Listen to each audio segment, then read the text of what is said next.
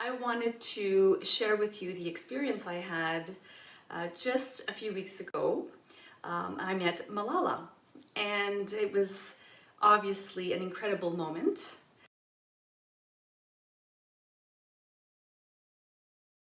I've just finished a wonderful day of empowerment and being connected with fabulous, like-minded and like-focused women for an entire day at the Metro Toronto Conference Centre, and it was the Art of Leadership for Women. What a privilege to be here, and what a privilege to have met Malala. And her message was incredible, very inspiring. So I took a lot of notes, and I have a few little, I'll highlight a few little, some things that she's mentioned, which really resonated with me. First of all, education obviously being the key to freedom, to personal freedom. And in her mission, she's on a mission to make sure that every girl in this world has access to high quality and safe education. And being an educator, this resonated with me.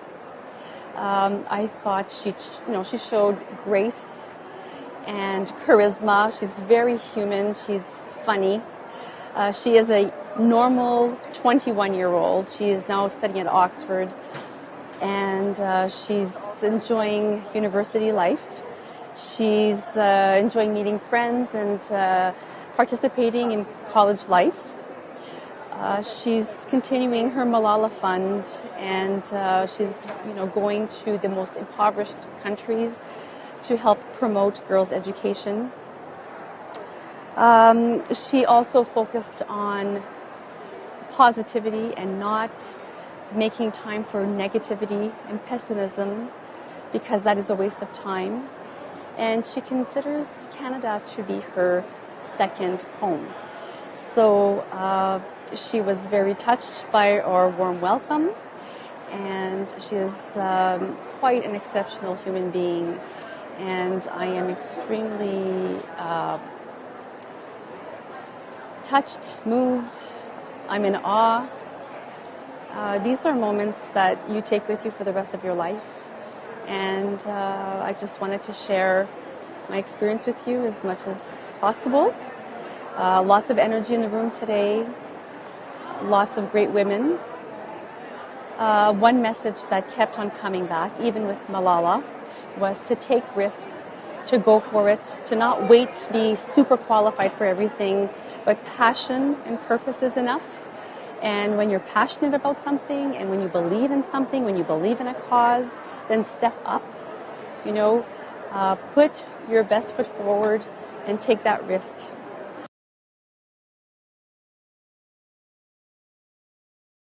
And I wanted to share with you her insights of the day and how those insights have affected me personally as a woman and also as a mother, as I'm raising a young daughter, and the vision I have for her as she grows up and becomes an independent woman.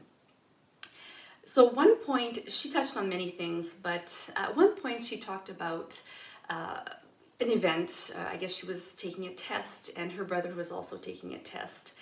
And the brother comes home and he's all confident. He's saying, the least I got is an A. And she was doubting her abilities, and she was, I don't know, I studied hard, but I don't know if I did that well. I'm doubting myself. And she compared the two reactions, her brother's and her reaction. And she said, why is he more confident than I am? Because he really has no reason to be. And so that was the message that she gave us. One of the messages that she offered us that day is that don't settle for less than an A. And I thought that to be brilliant, because it's true that as women, we often tend to not jump into something until we are 110% ready. We have to have the proper credentials, we have to have the proper connections, we have to have, everything aligned, and that really does not happen. And for men, their tendency and is to just jump in and then they'll learn on the spot and everything will work out. So that was the message that she was, offering a few weeks ago. And I was thinking, how can I apply this to my daughter? Because she's only 7 at the moment, and I want her to be confident and to not have to wait for perfection before she jumps into any project. So I found a few strategies that I think may help, and this is what we've started doing at home. And I wanted to get your insight. Maybe you have some other tips. So first of all, I know my husband and I always make sure to have an open, honest, and transparent conversation with Phoebe, no matter what the topic is, because we promote honesty in our household.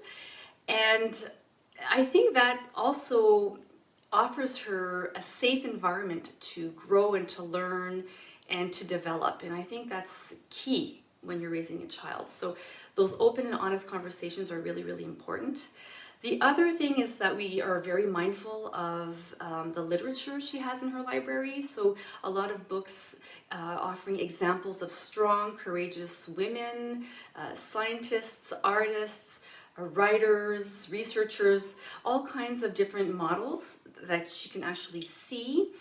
We also make sure to expose her to professional women in our community. She has a woman dentist, having a woman doctor, seeing a woman firefighter, a woman police officer, a woman veterinarian. All of these examples, we really try to expose her to these models. And lastly, we're also very mindful of what she watches online, on Netflix or whatever other television programming that's out there, really, because there are so many cartoons and episodes that depict little girls having conflicts and focusing on the wrong things, such as hair and makeup and all kinds of petty things. So we're really mindful about that. So hopefully those are 3 strategies that we're using right now, and I think it's paying off.